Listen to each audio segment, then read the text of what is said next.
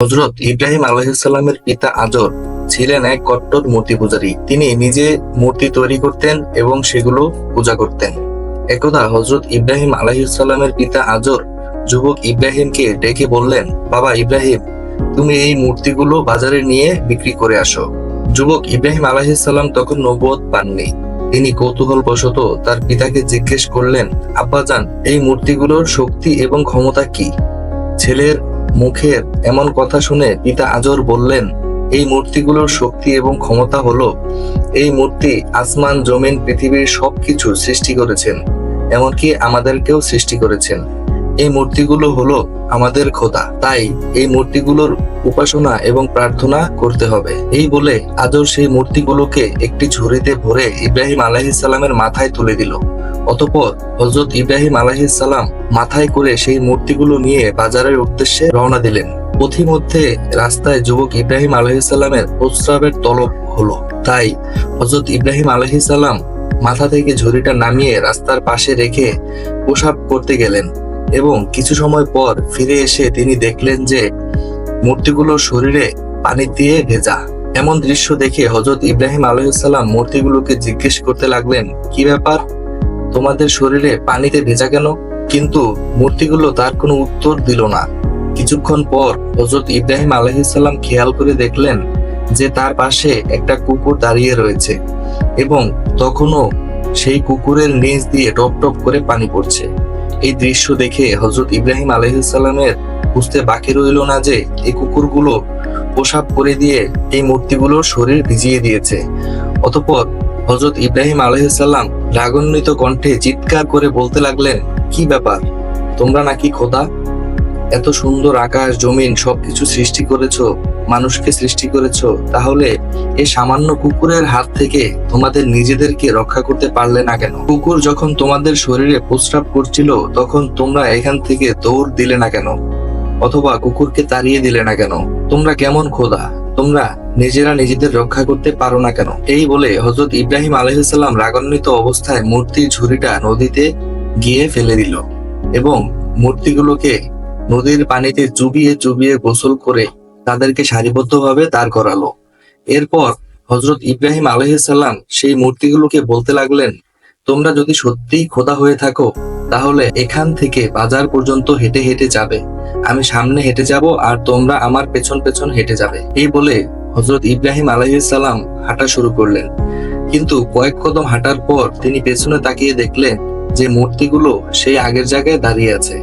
হযরত ইব্রাহিম আলাইহিসসালাম এবার আরো রাগান্বিত অবস্থায় তাদেরকে বলতে লাগলেন, তোমরা কিসের খোদা? তোমরা এত সুন্দর মানুষ সৃষ্টি করেছো, জমিন সৃষ্টি করেছো, আসমান সৃষ্টি করেছো, তাহলে তোমরা নিজেরা হাঁটতে পারো না কেন? তোমাদেরকে আমি কিছুতেই খোদা বলে বিশ্বাস করি না। অতঃপর হযরত ইব্রাহিম আলাইহিসসালাম এবার একটি রশি বের করলেন এবং সবগুলো মূর্তির কোমরে রশি বাঁধলেন।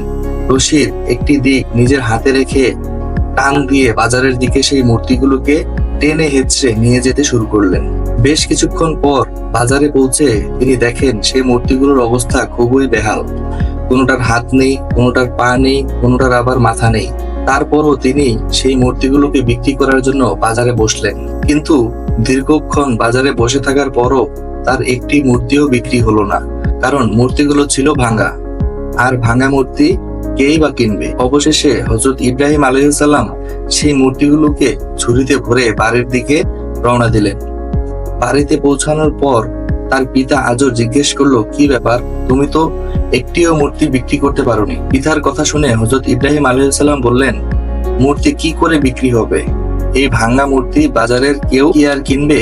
তখন আজর তাকে বলল, মূর্তি ভাঙা কেন, তুমি তো ভালো মূর্তি বাড়ি থেকে নিয়ে গেছো। হযরত ইব্রাহিম আলাইহিসসালাম তখন বললেন, আমি যখন মূর্তিগুলোকে বাজারে নিয়ে যাচ্ছিলাম তখন আমার মাথার উপর রাখা ঝুড়িতে এই মূর্তিগুলো বাড়াবাড়ি শুরু করে দিয়েছিল। একজন মূর্তি বলতে লাগলো আমার শক্তি বেশি, অপর আরেকজন বলতে লাগলো আমার শক্তি বেশি। তারা এমন ভাবে নিজেদের মধ্যে ক্ষমতা ও আধিপত্য বিস্তারের জন্য মারামারি শুরু করলো। মারামারি করতে গিয়ে সকলের হাত পা ভেঙে গিয়েছে এবং ভাঙ্গা মূর্তি তো বাজারে কেউ কিনবে না। অতঃপর ইব্রাহিম আলাইহিসসালামের কথা শুনে আজর বলল, ইব্রাহিম, তুমি কি আমাকে বোকা পেয়েছো? এই মূর্তিগুলো কি করে নিজেদের মধ্যে মারামারি করতে পারে? তাদের তো মারামারি করার কোনো ক্ষমতাই নেই, তাদের তো শরীরে কোনো শক্তিই নেই। তখন হযরত ইব্রাহিম আলাইহিসসালাম বললেন, আব্বাজান, এই মূর্তির যদি শরীরে কোনো শক্তি না থাকে, নিজেকে হেফাজত করার মতো যদি কোনো ক্ষমতাই না থাকে, তাহলে এই মূর্তি কি করে এত সুন্দর আসমান জমিন সৃষ্টি করেছে? তাহলে এই মূর্তি কি করে মানুষের খোদা হতে পারে? আপনি কেন এই মূর্তিকে খোদা মানেন এবং মূর্তির উপাসনা করেন? হযরত ইব্রাহিম আলাইহিসসালামের মুখে এরকম যুক্তি শোনার পর আজর কোনো উত্তর দিতে পারল না। তাই আজর চুপ হয়ে সেখান থেকে চলে গেল। হযরত ইব্রাহিম আলাইহিসসালাম প্রকৃত রবের সন্ধানে নিজেকে আত্মনিয়োগ করেছিলেন। এত সুন্দর পৃথিবী কে সৃষ্টি করেছে? এত সুন্দর মানুষকে সুন্দর করে কে বানিয়েছে? সেই সুন্দর সৃষ্টির স্রষ্টাকে খুঁজে পাওয়ার জন্য হযরত ইব্রাহিম আলাইহিসসালাম মরিয়া হয়ে উঠলেন। অতঃপর একদিন হযরত ইব্রাহিম আলাইহিসসালামের কাছে গ্রামের লোকজন এসে বলল, ইব্রাহিম, আমাদের গ্রামের মধ্যে অনেক বড় মেলার আয়োজন করা হয়েছে। গ্রামের প্রতিটা লোকই সেই মেলায় অংশগ্রহণ করবে, তোমাকেও সেই মেলায় যেতে হবে। তাদের কথা শুনে হযরত ইব্রাহিম আলাইহিসসালাম বললেন, আমি অসুস্থ, তাই আমি মেলায় যাব না, তোমরা যাও। হযরত ইব্রাহিম আলাইহিসসালাম শারীরিকভাবে যদিও সুস্থ ছিলেন, রবের সন্ধান পাওয়ার জন্য তিনি মানসিকভাবে অত্যন্ত হতাশ ও পেরেশানিতে ছিলেন। তখন লোকজনেরা বলল, ঠিক আছে ইব্রাহিম, তুমি যখন মেলায় যাবে না, তাহলে তুমি আমাদের এই মূর্তির ঘরের মূর্তিগুলোকে পাহারা দিও। আমরা মেলা থেকে সকলে 3 দিন পরে ফিরবো। এই 3 দিনের মধ্যে যাতে মূর্তিগুলো কোনো চোর এসে চুরি করে নিয়ে না যেতে পারে, সেজন্য তুমি আমাদের মূর্তির ঘরটা পাহারা দিও। এই বলে গ্রামের সকল লোকজন সেই মেলায় চলে গেল। এদিকে গ্রামের সব লোকজন যখন মেলায় চলে গেল, তখন ইব্রাহিম আলাইহিসসালাম সেই মূর্তির ঘরে ঢুকলেন। তিনি ভাবতে লাগলেন, আমার জাতি লোকেরা এই মূর্তিগুলোকে খোদা মানে এবং তাদের উপাসনা করে, দেখি আমি এত সুন্দর পৃথিবীর স্রষ্টাকে এখানে খুঁজে পাই কিনা। হযরত ইব্রাহিম আলাইহিসসালাম সেই মূর্তির ঘরে ঢুকে দেখেন সেখানে শত শত মূর্তি রাখা আছে, কোনোটা ছোট, কোনোটা বড় এবং কোনোটার আকৃতি এত বিশাল, যা দেখে হযরত ইব্রাহিম আলাইহিসসালাম অত্যন্ত অবাক হয়ে গেলেন। ইব্রাহিম আলাইহিসসালাম খেয়াল করলেন প্রতিটা মূর্তির সামনে ফলমূল এবং বিভিন্ন প্রকারের খাবার রাখা আছে, কিন্তু কোনো মূর্তি সেই খাবার গ্রহণ করছে না।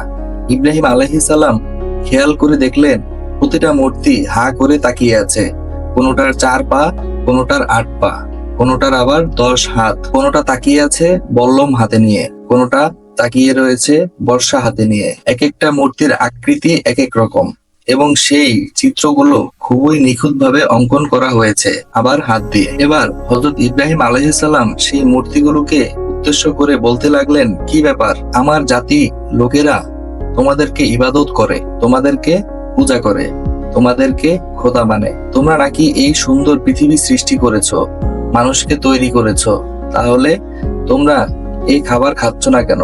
তোমাদের সামনে অনেক রকম খাবার রাখা আছে, তোমরা খাবার গ্রহণ করো। হযরত ইব্রাহিম আলাইহিসসালাম বারবার সেই মূর্তিগুলোকে এভাবে বলতে লাগলেন এবং তিনি নিজের হাতে সেই প্লেটগুলো মূর্তির মুখের কাছে নিয়ে গিয়ে ধরলেন এবং বললেন, খাবার খাও। তিনি প্রতিটা মূর্তির মুখের সামনে এভাবে প্লেট নিয়ে গেলেন এবং তাদেরকে খাবার খাওয়ার জন্য বললেন, কিন্তু কোনো মূর্তি খাবার গ্রহণ করলো না। তাই হযরত ইব্রাহিম আলাইহিসসালাম এবার রাগান্বিত কণ্ঠে বললেন, তোমরা কিসের খোদা? তোমরা এত সুন্দর পৃথিবী সৃষ্টি করেছো কি করে? তোমরা তো নিজেরাই চলতে পারো না, তোমাদের নিজেদেরকে তো মানুষ তৈরি করে, তাহলে তোমরা মানুষের খোদা হও কি করে? তোমাদের সামনে এত সুন্দর খাবার রাখা আছে, সে খাবার হাত দিয়ে তুলে মুখে দেওয়ার মতো শক্তি নেই তোমাদের, আর তোমরা এই সুন্দর পৃথিবী সৃষ্টি করেছো, এটা আমি কিছুতেই বিশ্বাস করি না। এই বলে হযরত ইব্রাহিম আলাইহিসসালাম একটি কুঠার দিয়ে সেই মূর্তিগুলোকে ভাঙতে লাগলেন এবং শত শত মূর্তি তিনি ভেঙে গড়িয়ে দিলেন এবং সেখানে সবচেয়ে বড় যে মূর্তিটা ছিল সে মূর্তির ঘাড়ে তিনি সেই কুঠারটা রাখলেন এবং সেখান থেকে চলে গেলেন। অতঃপর 3 দিন পর গ্রামের সকল লোকজন মেলা থেকে ফিরে আসলো এবং মেলা থেকে ফিরে আসার পর তারা পূজা দেওয়ার জন্য সে মূর্তির মণ্ডপে প্রবেশ করলেন, কিন্তু তারা ঢুকেই হাই হাই করতে লাগলো। তারা চিৎকার দিয়ে বলতে লাগলো, সর্বনাশ, আমাদের সকল মূর্তি তো ভেঙে গুড়িয়ে দেওয়া হয়েছে। তখন একজন লোক বলল, আমরা মেলায় যাওয়ার আগে ইব্রাহিমকে পাহারাদার হিসেবে রেখে গিয়েছিলাম, আর আমার মনে হয় সে হয়তো কিছু করেছে। তার কথা শুনে লোকেরা তখন বলল, হ্যাঁ, তুমি ঠিক বলেছ। তারপর ইব্রাহিম আলাইহিসসালামকে সেখানে ডেকে এনে বলল, ইব্রাহিম, তোমাকে না দায়িত্ব দিয়েছিলাম এই মূর্তিগুলো পাহারা দেওয়ার জন্য? তাহলে এই মূর্তিগুলোর এই অবস্থা হলো কি করে? তখন ইব্রাহিম আলাইহিসসালাম চালাকি করে বললেন, আমি কি জানি, ওই যে বড়টার কাঁধে কুঠার রাখা আছে, সে হয়তোবা সকল ছোট মূর্তিগুলোকে ভেঙে গুঁড়িয়ে দিয়েছে। কেননা তার শক্তি বেশি, সেজন্য সে ক্ষমতা প্রয়োগ করেছে। হযরত ইব্রাহিম আলাইহিস সালামের কথা শুনে তার গ্রামের লোকজন বলল, ইব্রাহিম, তুমি কি আমাদেরকে বোকা পেয়েছো? এই মূর্তি কি করে অন্য মূর্তিকে ভাঙতে পারে? এই মূর্তির শরীরে তো কোনো শক্তিই নেই, তাকে তো আমরাই তৈরি করেছি। এটা শুনে ইব্রাহিম আলাইহিস সালাম বললেন, এই মূর্তির শরীরে যদি কোনো শক্তি না থাকে, তাহলে এই মূর্তি কি করে তোমাদের খোদা হতে পারে? যে মূর্তিকে তোমরা নিজেরাই তৈরি করেছো, তার উপাসনা তোমরা নিজেরাই কেন করছো? কেন তোমরা তাকে খোদা মানছো?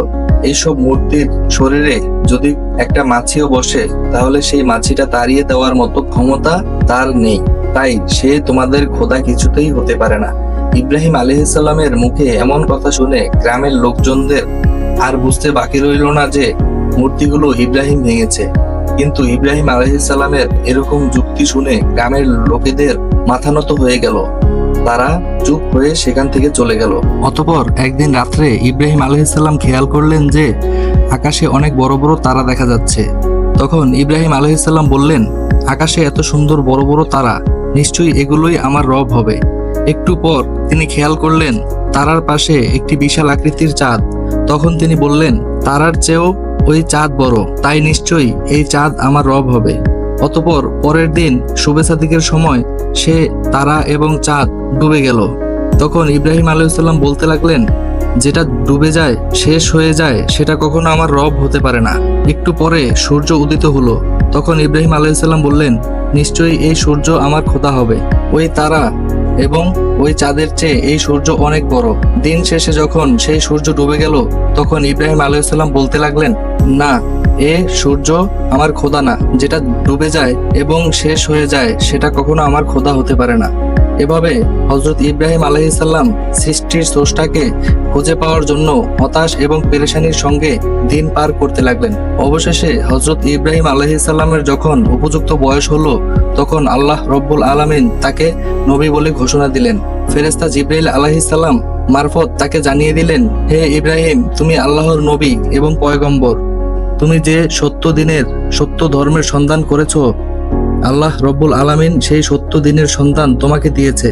আর সেই মহান রব্বুল আলামিন এই পৃথিবীর স্রষ্টা।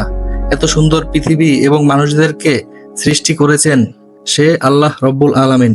অতঃপর আল্লাহ রব্বুল আলামিনের এই দিনকে প্রচারের দায়িত্ব তোমার। আল্লাহ রব্বুল আলামিন তোমাকে নবী বলে ঘোষণা করেছেন। বন্ধুরা, এই ছিল আমাদের আজকের ভিডিও। আশা করছি হযরত ইব্রাহিম আলাইহিস সালামের মূর্তি ভাঙ্গার ঘটনার ভিডিও আপনাদের সবার অনেক ভালো লেগেছে। যদি এই ঘটনাটি আপনাদের ভালো লেগে থাকে, তাহলে অবশ্যই ভিডিওতে একটি লাইক এবং একটি কমেন্ট করে আপনার গুরুত্বপূর্ণ মতামতটি জানিয়ে দিবেন। আসসালামু আলাইকুম।